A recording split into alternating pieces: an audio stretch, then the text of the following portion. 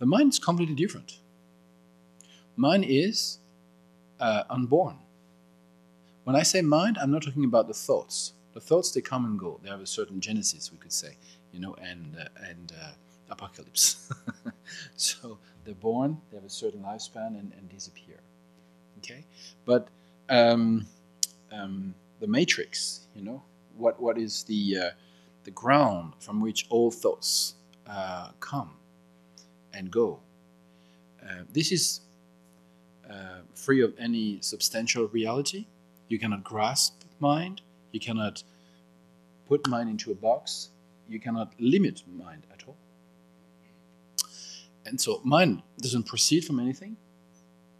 Your mind was not born, and your mind doesn't die.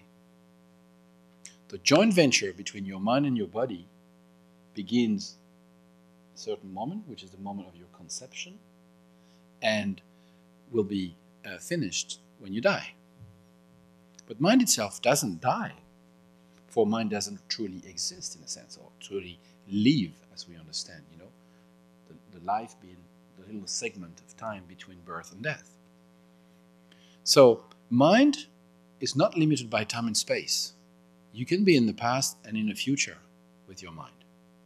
You can be here and there at the same time, almost simultaneously, or very, very quickly. Body can do that so far.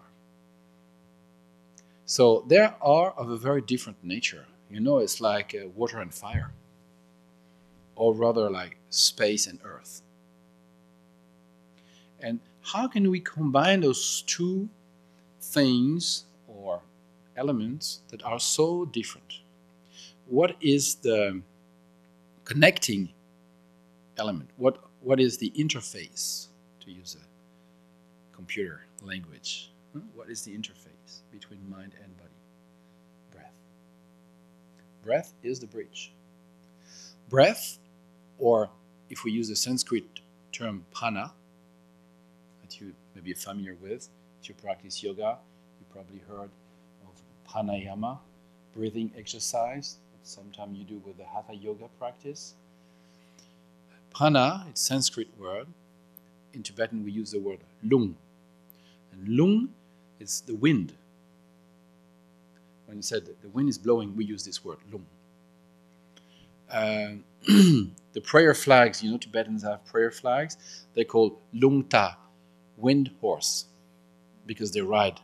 The words that are printed on these prayer flags, they ride with the wind and then go in the 10 directions. So lung is wind, but lung is also the subtle energies within our body. These subtle energies actually are developed during the gestation time. They are connected with this body. They come from the mother and the father element, what we call the red and the white element, that are merging together to create a human body, or any form, animals also. And so some of these energies will develop from the present of our mother, and some will develop from the present of our father. And so they will help this body to grow. They will allow this body to move and, have all the functions we know, eating and moving and talking and so on. And then there is another type of energy, another type of prana, that is called the subtle life holder energy. And this is what just creates a continuum of the self. It's like a subtle energy that goes and merge with this body in creation, so that we are sort of connected as a mind with this body, which is just a form, in the moment of the conception. So we've got 3 elements merging together. We got this life holder energy that's merging with the red element of the mother and the white element of the father. They merge and develop. And from this moment on, there is a joint venture.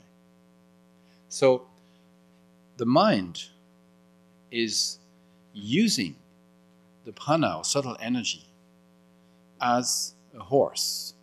The mind is like a rider, and the subtle energies are like like a horse. And this energy are moving, circulating within the body and the network of channels. If you're familiar with Chinese medicine, you know the networks of meridians, acupuncture, and so on.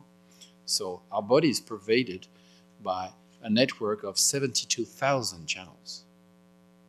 They all merge progressively one into another into what we call a central main channel. And you got lots of connection, like pretty much like plumbery, you know, in your house with water and so on. And we call these chakras. Chakras means a wheel. Chakra is a Sanskrit word that means a wheel. It's pretty much a roundabout. You know, it's just connecting. Different tubes coming from different directions, connecting in the central one.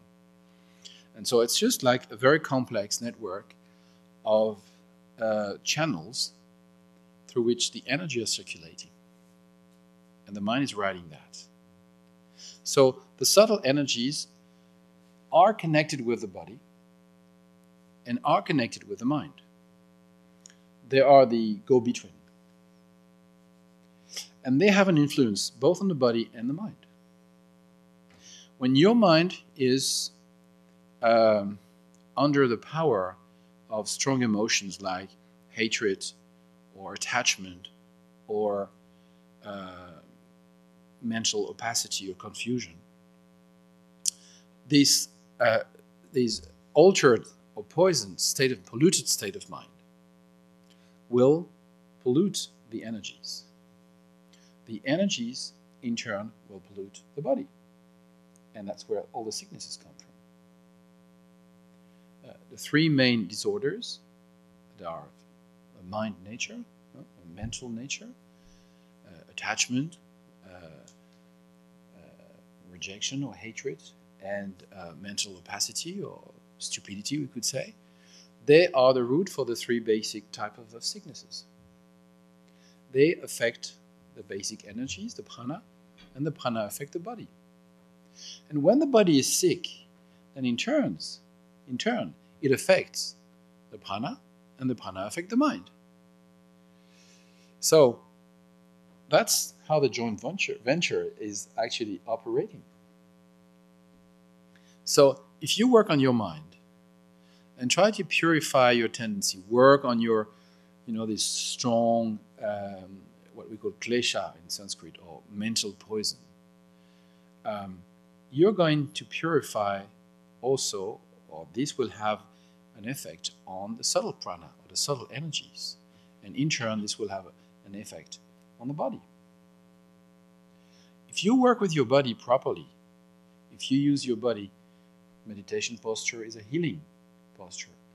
We have some exercise like prostrations that are very similar to the sun salutation in Hatha Yoga in a more dynamic way. This is also a healing practice. Hatha Yoga is also a healing posture, a set of healing posture asanas and practice. So you can work with your body towards your mind through the prana, the breath, the wind. And you can work from your mind towards your body. And actually, body and mind are going to work together. And the go-between, the interface, are the soul prana, the soul energies. So, at this level, we can see how they work together.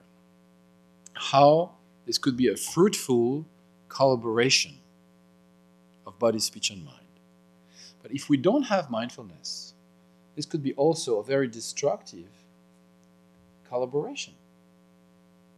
Because your mind being crazy, it affects your subtle energies. They are poisoned, they're polluted, and this in turn affects your body. And your body is weaker and weaker, so your mind is weaker and weaker.